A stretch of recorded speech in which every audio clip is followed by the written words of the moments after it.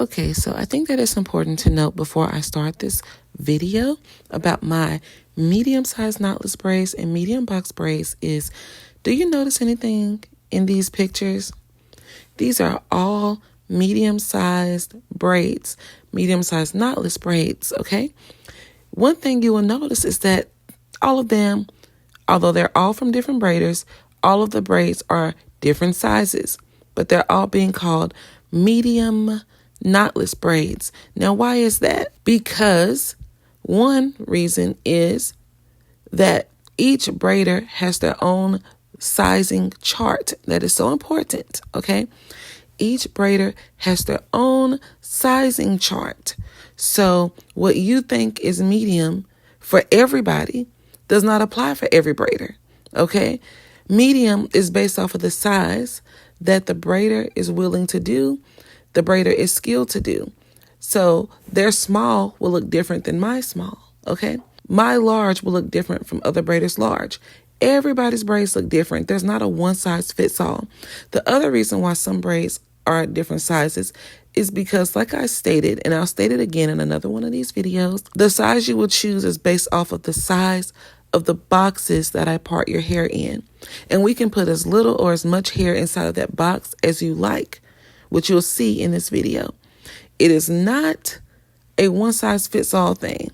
Okay, that's why everybody's hair, even though I might label some people's hair medium or small and they look completely different, is because they might have more hair. We might put less hair inside of that box. Also, some people's heads are bigger or smaller. Some people will have more boxes and some people will have less boxes. And I make each box the same size all over the head. Okay, so it will look different. It will look different. And guess what? That's okay. I promise you it's fine. Nobody's tripping off of it except for people who think that everybody's braid should look the same, which tells me they don't know what they're talking about and they probably don't do hair. Okay? And that's okay. But when you tell somebody that their medium size is micros, okay, it just doesn't make any sense because it's like, no, maybe that would be micros in your hair. As for me over here, this is medium and it's going to be medium and it's always going to be medium. Okay. I did make my braids a little bit smaller over the years just to accommodate the small size that I do because people weren't doing small braids. So I made it a point to do small braids and specialize in small braids. Okay.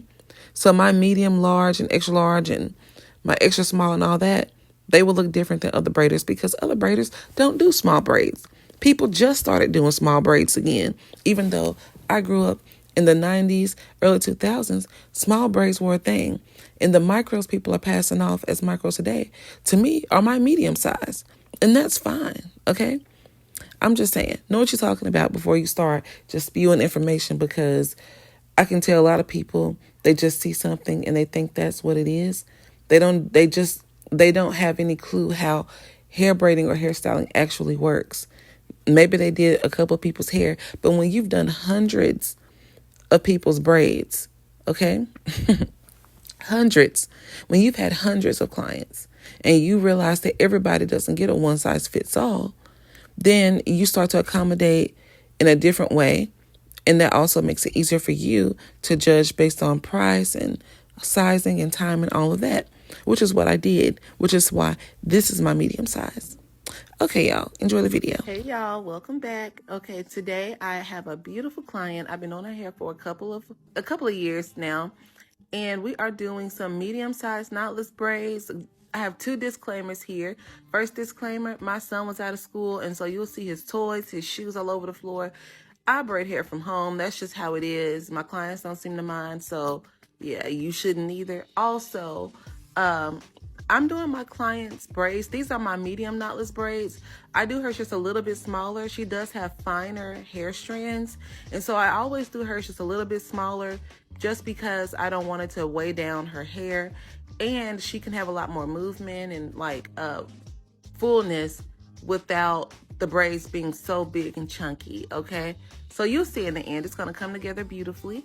So as you can see, I am adding in these strands of hair everywhere but the edges.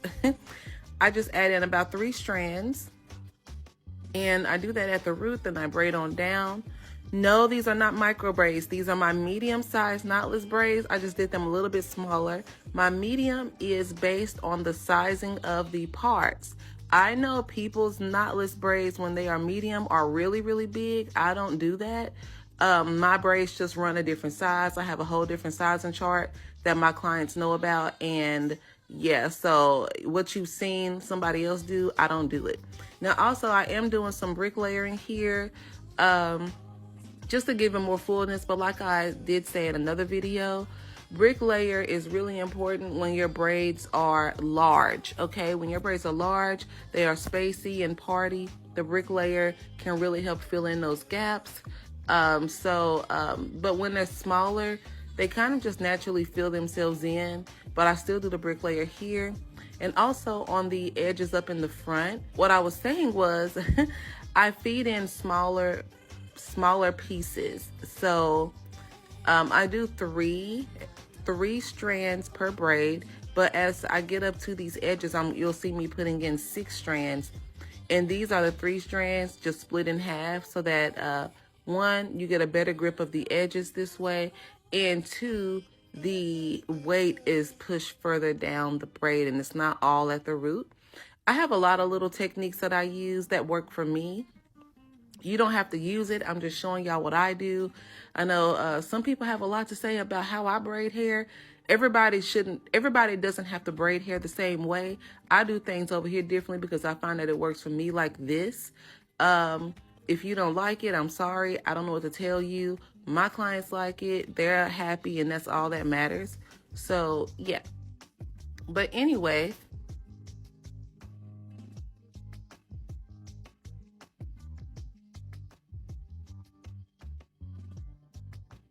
so as you can see, we have just completed the style. She looks good.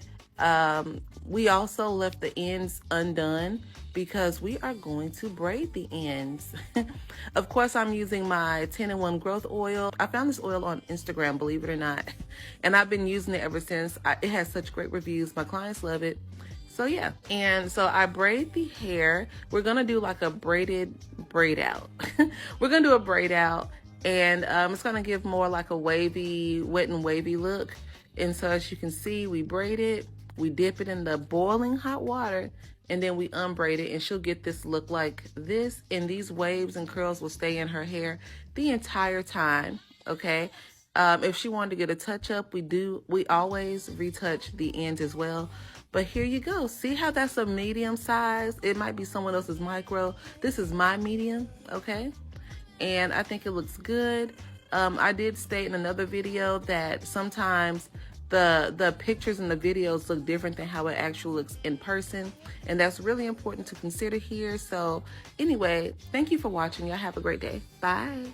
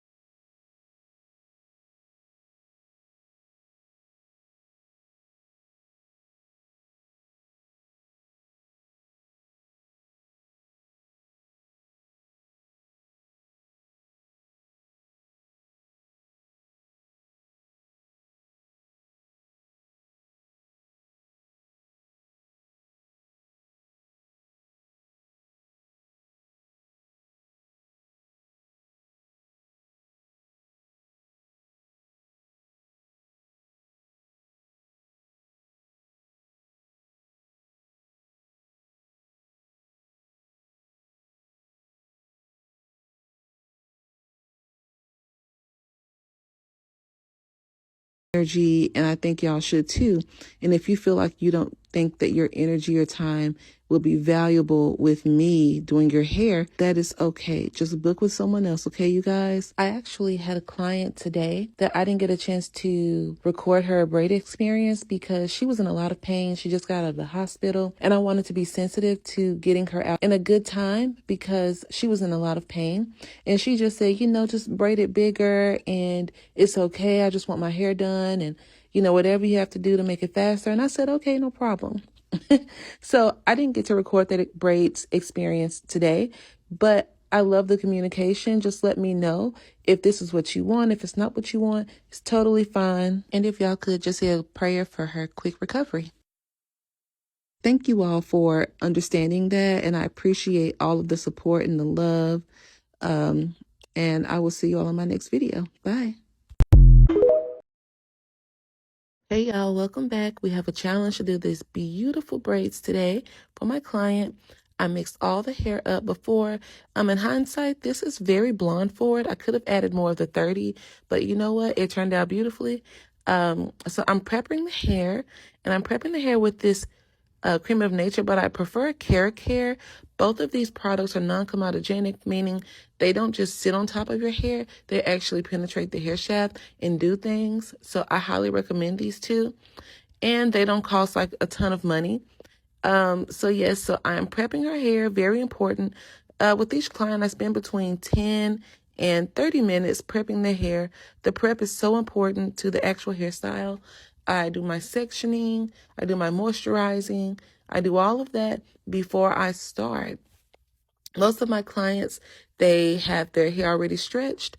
Like she did, I just go in and do a quick detangle, and I think her prep time took about 15 minutes. So we've already started. I started in front this time. I like to change it up. And this section took maybe like 2 hours, I think, because we're braiding it really, really, really long. So I'm going to show y'all like basically how I'm doing it. So I'm putting 7 rows on each side. And she asked specifically that she didn't want them thinner. She wanted her braids to be on the thicker side, but she still wanted medium braids. So what I did was I kept the parts similar to what I would normally do, but I added more hair. Adding a little bit more hair will give her more fullness, and without it being too heavy, we don't have to add so much hair. And of course, as you saw, I'm using the braid gel. Best product ever. I couldn't get the extra long hair in time for this hairstyle, so all I did was just add and feed into the end of the braids, and it worked perfectly, and it did exactly what I needed it to do anyway. So yes, we are braiding these long, honey. She wants long braids. And of course, again, I taper the ends of each braid just so if she wanted to pull it up, it's a lot easier. She'll still get fullness, but it won't be so heavy. And we're going to go in and trim it because it just looks better, okay? Spend that extra time trimming. It's worth it in the end.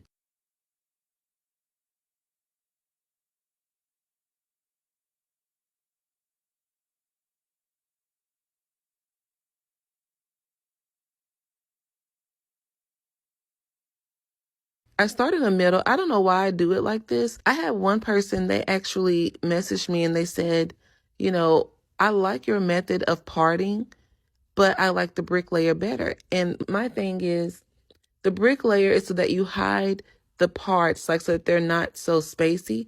You don't have to do that when your braids are small enough because they're going to fill in themselves, okay? When you have bigger braids, like the knotless tend to be larger in parting, and especially because you can see the part more, you definitely want to do a brick layer. But when you're doing something like this at this size, it doesn't matter, okay? Brick layer is just for giving the braids more of a full effect. I don't need that because the braids, as you can see, are full anyway, and they're stacked on top of each other. I moved them millimeters a little bit, the parting, so that they're not like right straight down the middle. But as you can see, it's full, and like I said, it really doesn't matter. Here we are doing the last braid, And I'm also, I don't know if you could tell, but I'm not using a full tucking method. I'm doing a light tucking method. And that way I have some of that color popping in, just a little bit of her natural hair, so that it looks a little more like the picture. And I'm dipping the ends here in boiling hot water. You want to use boiling hot water to set these ends, or they will not set properly. Okay, I just loved it. Isn't that beautiful? How pretty is that? It's just swingy and it moves so nice. And of course, I'm going in with the lotion, the setting lotion by Cream of Nature, which I love Cream of Nature. And I'm going in with my Yellow Bird. It is hot. You definitely want to be moving this thing around. You don't want to have this isolated to one spot. And make sure you dry your hair, especially if the weather is cold. You don't want to send them out with wet braids. That's not good. I'm using my 10-in-1 growth oil. I've been using it on all of my clients. This is also non-comedogenic. It's not just going to sit on top of your scalp and clog your pores and make your scalp itch, okay? It's going in, it's penetrating, and is providing relief. So this is what she asked for, remember? And this is what she got. I think we got pretty close. It looks so good. Really, really pretty. She said it wasn't too heavy, even though we did do a fuller set of box braids. And by full, I mean the braids had a little more hair in it than I would normally do. But it looks beautiful. She was so happy. Look, it's so pretty on her. She was worried about the color. I said, no, ma'am, like the color looks so good on your skin. I'm so glad she got it. And yeah, thank you all for watching. Bye.